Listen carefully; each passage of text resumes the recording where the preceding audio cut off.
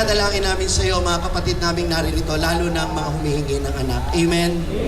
Humihiling ng mga mabuting katuwang sa buhay. Humihiling ng magandang relasyon ng pamilya. Amen? Bigyan mo ng trabaho yung mga wala pa. Pagtapusin mo po ng pag-aaral ang mga estudyanteng naririto. Ipasa mo sila sa kanilang mga board exam. Bigyan mo ng visa yung mga kailangang mag-abroad. Yung mga may sakit ay pagalingin mo. Yung mga sumakabilang buhay ay iyong tanggapin sa iyong kaharian, Panginoon.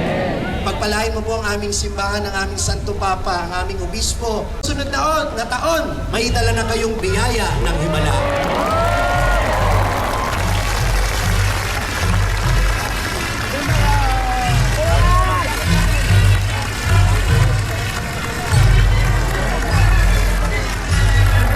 Mga minamahal naming Devoto, mag-ingat po tayo sa